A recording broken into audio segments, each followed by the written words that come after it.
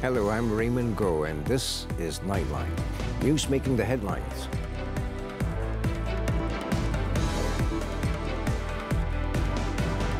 Dewan Rakyat gives nod to form a parliamentary special select committee to draft an anti-hopping bill.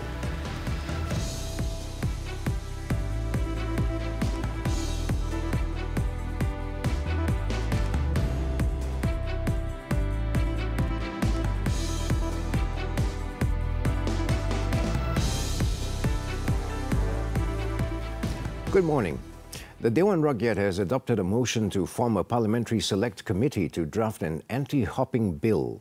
The 11-member Parliament Select Committee PSC will be chaired by Minister in the Prime Minister's Department, Datuk Sri Wan Junaidi Tuanku Jaafar.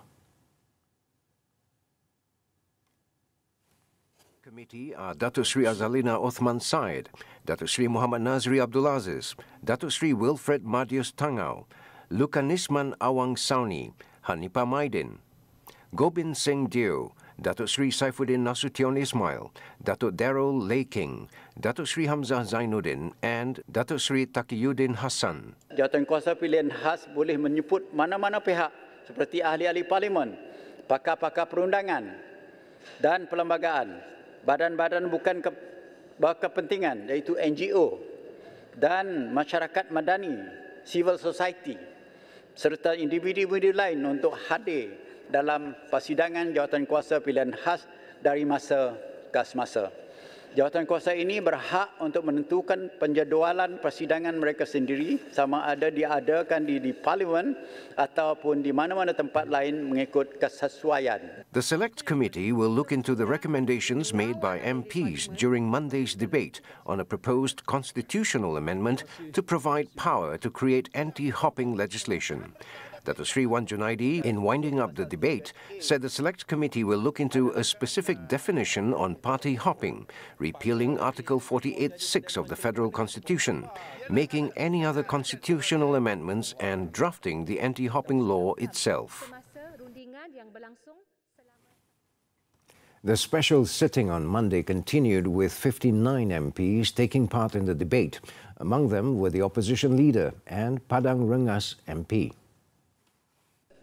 Pindaan ini, kalau kita lihat dalam sejarah kita di negara ini, adalah di antara usaha untuk memulihkan keyakinan rakyat kepada sistem yang demokratik dan mandat rakyat, dan keduanya untuk memperkukuh institusi pemerintahan itu sendiri. Sebab itu saya ingin menyatakan di sini, ia berlaku kerana desakan yang kuat dalam memorandum persefahaman dan juga kebijaksanaan Perdana Menteri yang memperaku dan bersetuju. Hilang panduan. Kita selalu bercakap tentang ahli parlimen ada hak lah, freedom of association, jadi kita kena fikir tentang dia. Nah, kita kena fikir tentang hak yang penting ialah hak rakyat yang telah pun menaruh harapan kepada seseorang itu dipilih menjadi wakil rakyat, mewakili parti yang disokong oleh rakyat itu. Kiranya rang undang-undang ini diluluskan oleh Dewan Yang Mulia ini, saya ingin mencadangkan supaya ouster clause dalam Seksyen 18C Akta Pertubuhan 1966 dikaji semula untuk memberikan ruang kepada ahli parlimen yang terkesan dengan undang-undang anti lompat parti mendapat keadilan di mahkamah sebelum beliau dikehendaki mengosongkan kursinya. Ini penting supaya mana-mana kerajaan yang memerintah pada masa akan datang tidak akan dengan sewenang-wenangnya menggunakan undang-undang anti lompat parti yang boleh dipinda dengan sokongan majoriti mudah bagi mendiskriminasi mana-mana ahli parlimen. Mungkin juga akan disalahgunakan seperti sekarang undang-undang kerap kali disalahgunakan. Umpamanya sementara kita jamin hak seseorang untuk mengadakan persatuan ataupun menyertai mana-mana persatuan, tetapi bagi kerajaan ada hak untuk tidak mendaftarkan kesatuan. Dengan itu hak rakyat kehilangan. Perkara yang semacam ini perlu kita beri perhatian.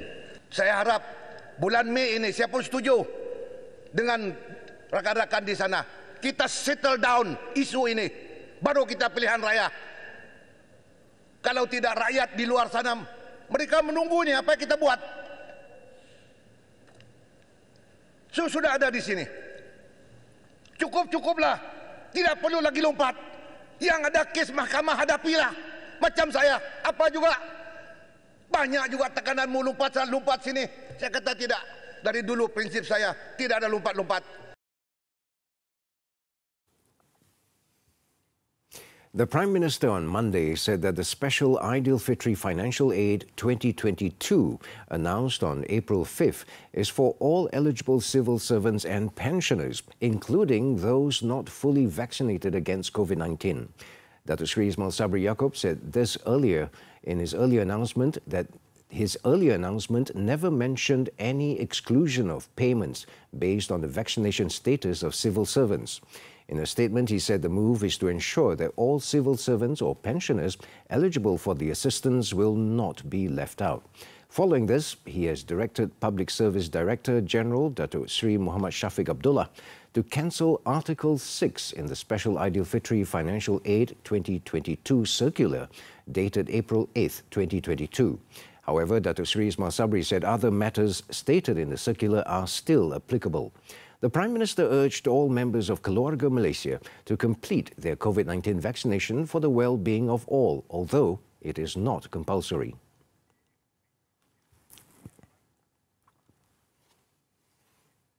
New COVID-19 cases in the country recorded a downward trend for 9 consecutive days and hit below the 10,000 mark on Sunday when 8,112 cases were reported.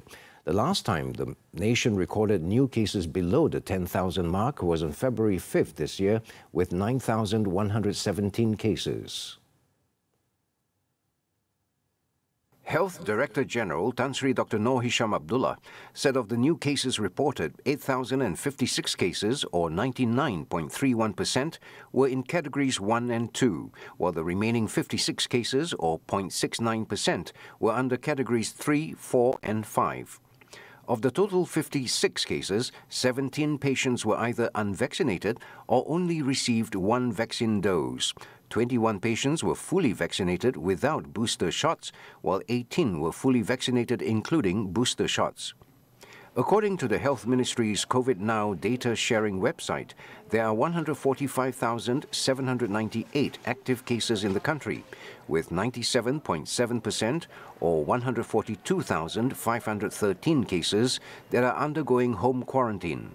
2,811 cases are hospitalized, 300 cases required Hospital Quarantine and Treatment Center (PKRC), while 174 cases are being treated in Intensive Care Unit (ICU), where 110 are ventilated. 12 COVID-19 deaths were also reported, bringing the death toll to 35,292 cases, with 4 classified as brought-in dead (BID) cases. Meanwhile, the Health Ministry received a total of 48,000 pills of Pfizer's antiviral drug Paxlovid for the treatment of COVID-19 on Monday. Health Director General Tan Sri Dr. Noor Hisham Abdullah said the procurement of the oral drug arrived at Pharmaniaga Logistics Sdn Bhd. Recommended for the treatment of COVID-19 patients aged 18 and above who did not require oxygen therapy but were at high risk of manifesting severe symptoms. On his Twitter account, Tan Sri Dr. Noor Hisham wrote that the antiviral drug was not intended to be used as a substitute for COVID-19 vaccination or a substitute for public health measures to prevent COVID-19 infection. He said Paxlovid is given immediately after being detected positive for COVID-19 and within 5 days symptoms onset for optimal effectiveness. Last month, Health Minister Khairi Jamaluddin was reported as saying that if Paxlovid is effective, Malaysia will increase its purchase order.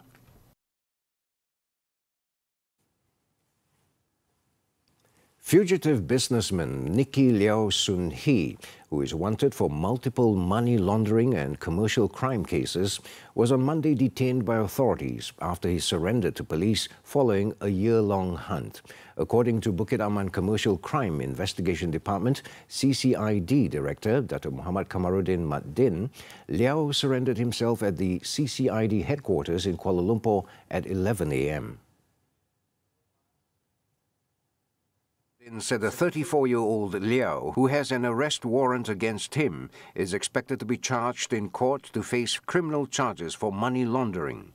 Liao, who is also the founder of Winner Dynasty Group, will be brought before the Shah Alam court on Tuesday to face a total of 26 charges under the Anti-Money Laundering, Anti-Terrorism Financing and Proceeds of Unlawful Activities Act. Police had obtained an arrest warrant on March 23rd this year. Previously, in March 2021, federal police then announced the arrest of 68 individuals of Gang Nicky, including those with Dato' and Dato' Sri titles, believed to be close associates to Liao.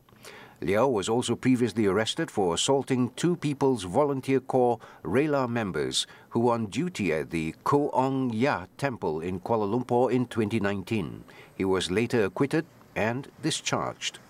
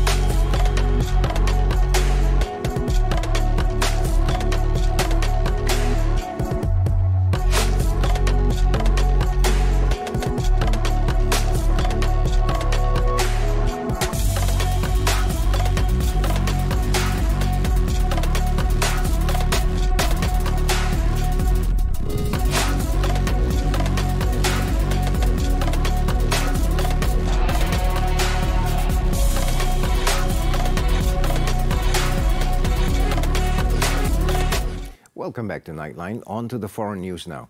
Pakistan's parliament on Monday has elected Shehbaz Sharif as the country's new prime minister after a week-long constitutional crisis that climaxed on Sunday when his predecessor Imran Khan lost a no-confidence vote. The Pakistan Muslim League Nawaz president was chosen with 174 votes in the 342-seat chamber. Sharif, who led the opposition effort to dismiss Khan, has promised his government would improve the economy and not seek revenge from political opponents. A swearing-in ceremony was due to be held later on Monday. Pakistan Tehreek-e-Insaf PTI leader Shah Mahmud Qureshi was also in the fray for the Prime Minister's post, with his nomination papers approved on Sunday. Ahead of the session, however, PTI members of the National Assembly resigned en masse, led by former PM Imran Khan, effectively putting an end to the contention of Qureshi.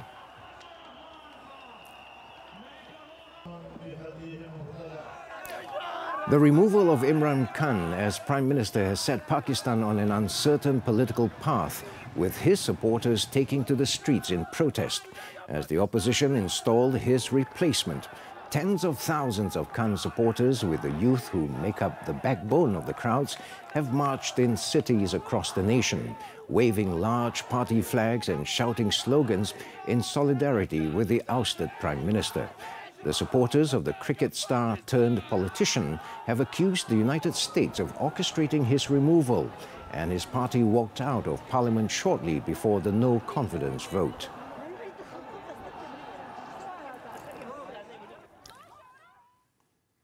In Indonesia, thousands of students marched on Monday in Jakarta to protest against rumors that the government is considering postponing the 2024 presidential election.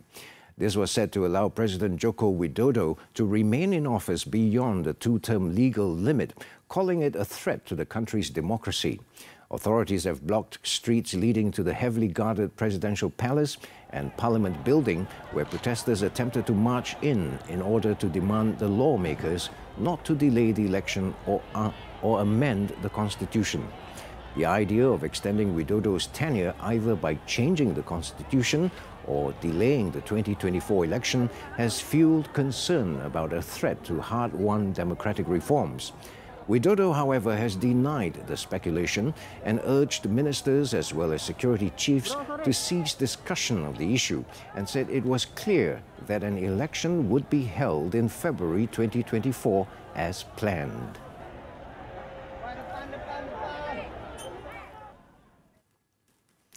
France's centrist leader Emmanuel Macron will take his hunt for extra votes on Monday to the industrial heartlands of northern France, a blue-collar stronghold of his far-right rival Marine Le Pen, who he will face in April 24th presidential runoff vote. Macron and Le Pen came out on top of Sunday's first-round vote, setting up a repeat of the 2017 runoff between the pro-European economic liberal and Euro-skeptic nationalist.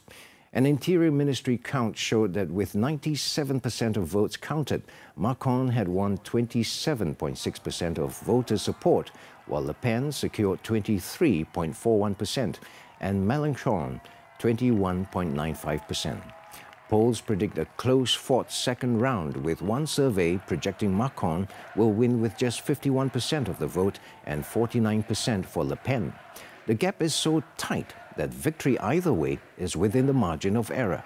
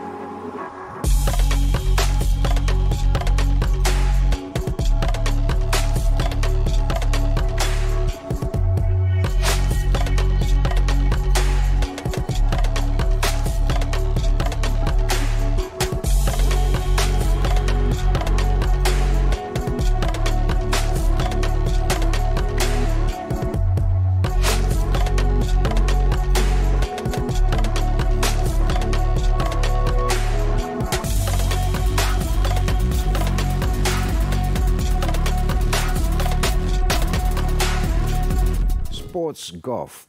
The newly crowned Masters champion Scotty Scheffler admitted that he had cried like a baby before going on to complete a three-stroke victory on Sunday. He said he was so stressed out and did not know what to do. I didn't know what to do. I was sitting there, I was telling Meredith, I was like, I don't think I'm ready for this. You know, I'm not ready. I don't feel like I'm ready for this kind of stuff. And I just felt overwhelmed. And I didn't break my concentration until we got onto the green on 18. Once we got onto the green, I was like, all right, I'm going to enjoy this. And then, you know, had some fun with it. And yeah, I really don't know what to say. It was definitely nice to build up a lead and head down and, you know, just execute shots. 57 days after he won his first PGA Tour event and 14 days after he ascended to #1 in the world, Scottie Scheffler completed a colourful journey as a pro golfer with a Masters title on Sunday. The 25-year-old Scheffler blew away the field, firing a final round 71 to finish at 10 under, 3 strokes better than Rory McIlroy, who finished second. Now we turn to football, the German Bundesliga. In-form RB Leipzig continued its impressive run with a 3-0 win over Hoffenheim. Leipzig enjoyed a great start as Christopher Nkunku gave the lead 5 minutes into the game, smashing a low drive that beat Hoffenheim's keeper at the near post. A quick counter-attack led to Leipzig's second in the 20th minute, with Marcel Halstenberg finding the net with a fierce shot from the left side. Dominik Szoboszlai put the result beyond doubt just before the break. Again, Hoffenheim's defenders caught napping by another fast counter-attack. With a win, Leipzig remain in fourth, 3 points ahead of Freiburg, in an enthralling tussle for the final Champions League spot.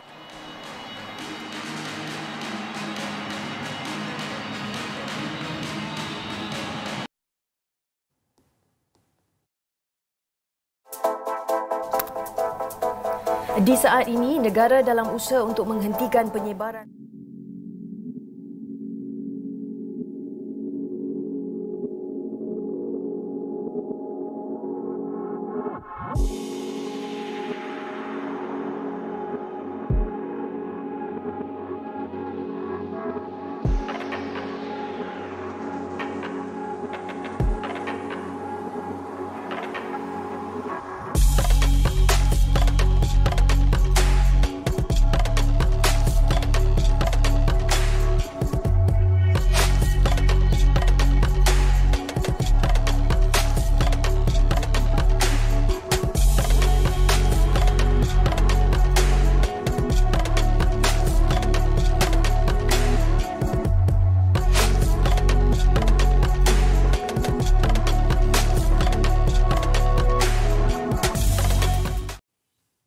Thanks for staying with us.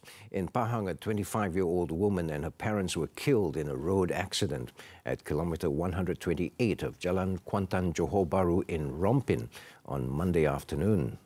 The accident occurred when the delivery van from the opposite direction lost control and collided head-on with a car that the family of 3 was travelling in.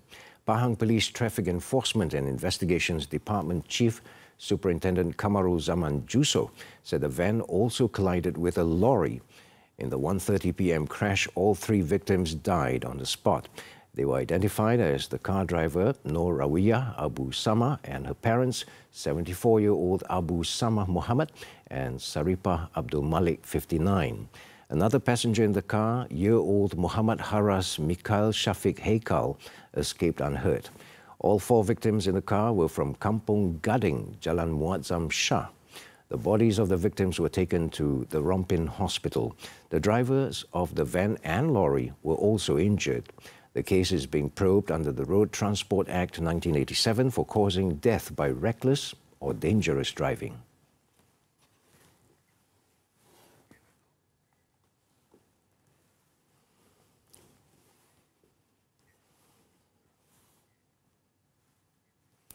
The Malaysian Anti-Corruption Commission MACC confirmed that a junior Petronas Carigali Sdn Bhd executive is among 9 arrested in connection with alleged corruption involving projects worth more than 2.3 billion ringgit. In a statement on Monday, the anti-graft body explained that the investigation into the case was the result of good cooperation and sharing of information between MACC and Petronas in an effort to improve integrity within the government-linked company.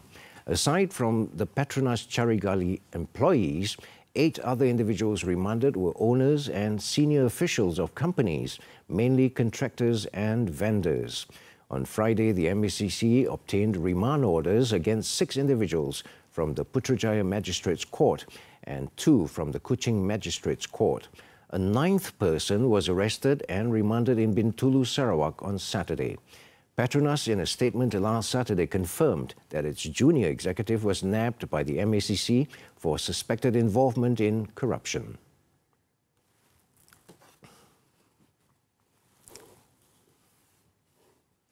In Kelantan, a policewoman was among 5 individuals charged in the Kota Bharu Magistrates Court on Monday with 2 counts of possessing 2.5 litres of katum liquid. All of them pleaded not guilty to the charges before Magistrate Muhammad Izzam Ceani. On both charges, the policewoman, Raja Rosalia Fadila Raja Mamat, and the 4 other accused, one Muhammad Alif, one Yusof, Muhammad Faris Aizat Roslan, Anis Najiha Muhammad Anggalan, and Bidah Napi, aged between 20 and 30, were charged with possession of katum liquid at a house in Jalan Pasir Putih, Kubang Krian on April 7th. The charges under the Poisons Act 1952 provides a maximum fine of 10,000 ringgit or imprisonment for up to 4 years or both if found guilty.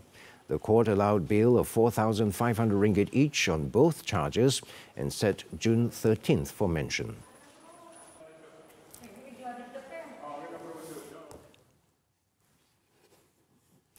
In Johor, the Malaysian Maritime Enforcement Agency MMEA managed to thwart an attempt to smuggle 12 kilograms of drugs suspected to be methamphetamine in the waters off Parit Raja Pontian. The raid was conducted at 6:30 a.m. on Monday following a tip-off about the suspicious movements of a foreign fishing boat in the waters under the MMEA Batu Pahat Maritime Zone. Johor MMEA Deputy Director for Maritime Operations, Captain Simon Templar Lo Tusa, said a boat was deployed to the location to monitor and track the vessel and came across a fishing boat being operated by 2 men. Although they were instructed to stop, the boat sped off in the direction of Parit Raja. Hasil pemeriksaan ke atas bot berwarna coklat tanpa nombor pendaftaran itu dipercayai milik nelayan asing telah menemukan sepucuk pistol angin berisi 3 butir peluru dan sebuah beg sandang serta telefon bimbit dan sebuah tong ikan berwarna oranye mengandungi 1 bungkusan beg plastik, beg plastik yang warna merah di sana, mengandungi 12 paket habla kaca disyaki dadah jenis sabu. The seizure included a 6.4-meter long boat and a 40-horsepower engine, estimated to be worth around 628,800 ringgit. The case is being investigated under the Dangerous Drugs Act and Firearms Act. In Pulau Pinang, police busted a cross-state vehicle theft gang after arresting 9 men and seizing 11 vehicles worth 150,000 ringgit in a series of raids in the state and Kedah. Police believe they had solved 18 cases of theft of old vehicles, involving 13 cases in Pulau Pinang, with the rest in Perak and Kedah. State Deputy Police Chief Dato' Fisol Saleh said police arrested 2 men at the Butterworth Kulim Highway on April 2nd and seized a stolen lorry. 7 other suspects were detained in Bedong and Kuala Ketil, Kedah on April 7th and 8th. Police also seized stolen vehicles, 3 lorries, 3 cars, 5 motorcycles, and a dismantled car engine. The gang would steal old vehicles and tamper with the chassis number before selling them. All suspects aged 31 to 40 had 12 previous records related to crime and drugs. They are remanded for further investigation. Police are now tracking down another 26-year-old gang member known as M. Sanjeev.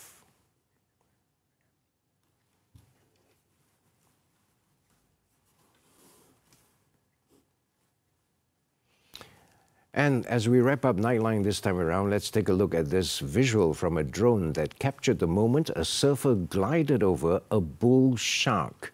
Alex Vontevena was riding the waves just off Ponce Inlet, Florida, USA, when he encountered the predator below him. With that, I'm Raymond Goh. Thank you for tuning in, and to our Muslim viewers, Selamat Bersahur.